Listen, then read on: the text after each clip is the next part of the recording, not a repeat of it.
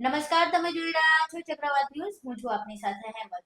ગુજરાતમાં તમામ લોકો ગરમી અને ઉકળાટથી કંટાળી ગયા છે. કાગડોળે ચોમાસાની રાહ જોઈ રહ્યા છે. આ વરસાદની રાહ ન ફક્ત સામાન્ય લોકો પરંતુ ખેડૂતો પણ જોઈ રહ્યા છે, પરંતુ હજુ સુધી ગુજરાતમાં ચોમાસું પ્રવેશ્યું નથી. ત્યારે પ્રશ્ન થઈ રહ્યો છે કે શા માટે ગુજરાતમાં હજુ સુધી ચોમાસાનું આગમન નથી થયું અને ચોમાસું ક્યાં અટક્યું છે.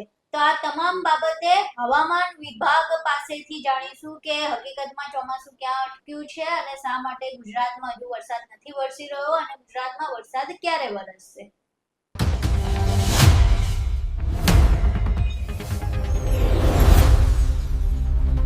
અહીં તમે હવામાન વિભાગ દ્વારા જાહેર કરવામાં આવેલ નકશો જોઈ રહ્યા હશો, જેમાં ભારતનો નકશો છે અને અહીંયા તમને મુખ્ય બે લાઈન જોવા મળી રહી છે, બે રંગની. એક આ લાલ રંગની લાઈન છે અને બીજી વાદળી રંગની લાઈન છે. હવે આ જે વાદળી રંગની લાઈન તમે જોઈ રહ્યા છો, અહીંયા તમામ જગ્યાએ ચોમાસું પ્રવેશી ચૂક્યું છે. જે 8 જૂન થી 20 જૂનની વાત છે, તો 8 જૂન થી 20 જૂન સુધીમાં આ જે લાઈન જોવા મળી રહી છે, આ તમામ જગ્યાએ ચોમાસું પ્રવેશી ચૂક્યું છે. હવે આ જે લાલ લાઈન છે, લાલ લાઈન શું છે, તો લાલ લાઈન જે છે એ અત્યાર જે 10 વર્ષનો જે સરેરાશ છે તેના આધારે આ લાલ રંગની લાઈનો આપણને જોવા મળી રહી છે. આ લાલ રંગની લાઈન છે સામાન્ય રીતે 10 વર્ષના સરેરાશમાં ચોમાસું ક્યાં હોય છે તે દર્શાવવામાં આવ્યું છે.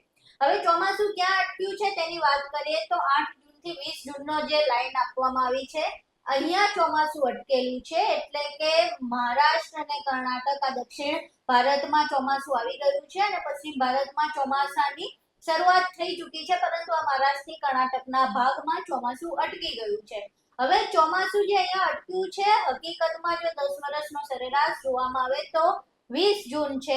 20 જૂન સુધીમાં ગુજરાતમાં ચોમાસું પ્રવેશી ચૂક્યું હોવું જોઈએ. આ જે 20 જૂનની તમે લાઈન જોઈ રહ્યા છો, આ જે લાલ લાઈન છે દર્શાવે છે કે સરેરાશ જે 10 વર્ષમાં અત્યાર સુધીનો 10 વર્ષનો જે વરસાદ છે, અહીંયા સુધી આ ચોમાસું પ્રવેશી હોઈ ચૂક્યું જોઈએ. ગુજરાતમાં અત્યાર સુધીમાં ચોમાસાનો પ્રવેશ થઈ જ ગયો હોવો જોઈએ, વરસાદ આવી જવો જોઈએ, પરંતુ સુપર અલ્નીનોના કારણે આ ચોમાસું હજુ સુધી અહીંયા અટકેલું છે. એટલે હજુ સુધી ચોમાસું આવ્યું નથી. ગુજરાતમાં ચોમાસું દર વર્ષના સરેરાશ કરતા ખૂબ જ મોડું છે. જોકે એવું કહેવામાં આવી રહ્યું છે કે આવતા અઠવાડિયા સુધીમાં ગુજરાતમાં ચોમાસું પ્રવેશી ચૂકે છે.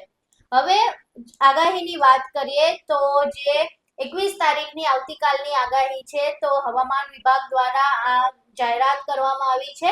આઈએમડી અમદાવાદ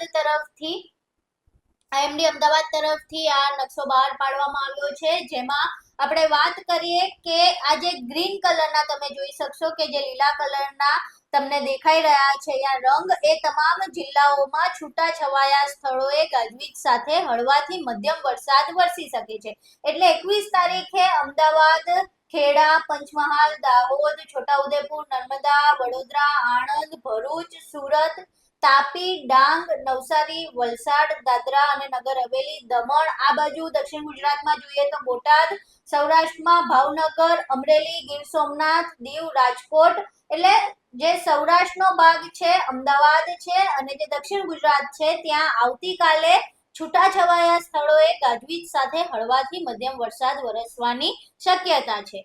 હવે 22 તારીખ જોઈએ તો 22 તારીખમાં જે આઈએમડી તરફથી નકશો જાહેર કરવામાં આવ્યો છે, 22 તારીખમાં પણ અમદાવાદ છે, દક્ષિણ ગુજરાત છે અને સૌરાષ્ટ્રના કેટલાક ભાગો છે, ત્યાં છૂટાછવાયા સ્થળોએ ગાજવીજ સાથે હળવાથી મધ્યમ વરસાદ વરસી શકે છે. ક્યાં ક્યાં છૂટાછવાયા સ્થળોએ ગાજવીજ સાથે હળવાથી મધ્યમ વરસાદ વરસશે, તો અમદાવાદ, ખેડા, મહીસાગર, દાહોદ, પંચમહાલ, વડોદરા, આણંદ, છોટાઉદેપુર, નર્મદા, ભરૂચ, સુરત, તાપી, ડાંગ, નવસારી, દમણ, વલસાડ, દાદરા અને નગર હવેલી. આ બાજુ સૌરાષ્ટ્રના ભાગ જોઈએ તો બોટાદ, ભાવનગર, અમરેલી, ગીર સોમનાથ, દીવ, રાજકોટ, આ વિસ્તારમાં છૂટાછવાયા સ્થળોએ ગાજવીજ સાથે હળવાથી મધ્યમ વરસાદ વરસી શકે છે. હવે આ જે સફેદ ભાગ તમે જોઈ રહ્યા છો, જ્યાં કોઈ રંગ નથી કરવામાં આવ્યો, આ જિલ્લામાં કોઈ વરસાદની આગાહી અત્યારે કરવામાં આવી નથી. હવે 23 તારીખની વાત કરીએ. હવામાન વિભાગ દ્વારા 23 તારીખની જે આગાહી કરવામાં આવી છે, તો 23 તારીખે આ જે લીલો ભાગ છે ત્યાં છૂટાછવાયા સ્થળોએ ગાજવીજ સાથે હળવાથી મધ્યમ વરસાદ વરસશે. 23 તારીખે ક્યાં વરસાદ વરસવાની શક્યતા છે? તો અમદાવાદ, ખેડા, મહીસાગર, દાહોદ, પંચમહાલ, આણંદ, વડોદરા, છોટાઉદેપુર, નર્મદા, ભરૂચ, સુરત, તાપી, ડાંગ, નવસારી, વલસાડ, દમણ, દાદરા અને નગર હવેલી, સૌરાષ્ટ્રમાં જોઈએ તો બોટાદ, ભાવનગર, અમરેલી, ગીર સોમનાથ, દીવ, જુનાગઢ અને રાજકોટમાં છૂટાછવાયા સ્થળોએ ગાજવીજ સાથે હળવાથી મધ્યમ વરસાદ વરસી શકે છે. આ જે સફેદ પાક છે એટલે સૌરાષ્ટ્રના જે પોરબંદર, દેવભૂમિ, દ્વારકા છે, જામનગર છે, મોરબી છે, સુરેન્દ્રનગર, સૌરાષ્ટ્રના વિભાગોમાં વરસાદની કોઈ શક્યતા સેવાઈ રહી નથી. આ ઉત્તર ગુજરાતના ભાગો અને કચ્છમાં પણ વરસાદની જે શક્યતા છે એ નથી દેખાઈ રહી. ગાંધીનગરમાં પણ હાલ કોઈ વરસાદની શક્યતા જોવા મળી રહી નથી. જે પ્રમાણે હવામાન વિભાગના જે નકશા જાહેર કરવામાં આવ્યા છે, જે આગાહી જાહેર કરવામાં આવી છે તે આપણે જોયું. હવે ચોમાસું ક્યાં અટક્યું છે? તો મહારાષ્ટ્રની કર્ણાટક વચ્ચે ચોમાસું અટક્યું છે.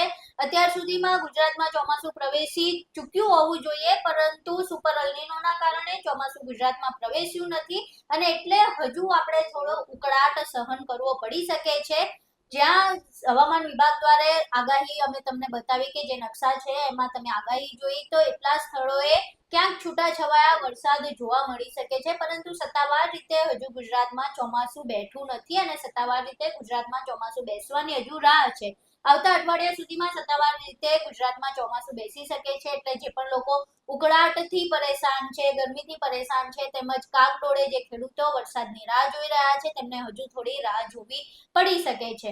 અહીં તમે હવામાન વિભાગની જે નકશા જાહેર કરવામાં આવ્યા છે, જે આગાહી જાહેર કરવામાં આવી છે તે જોઈ અમે તમને જે માહિતી હવામાન વિભાગ દ્વારા આપવામાં આવી છે તે સચોટ માહિતી તમારી સુધી પહોંચાડવાનો પ્રયાસ કર્યો.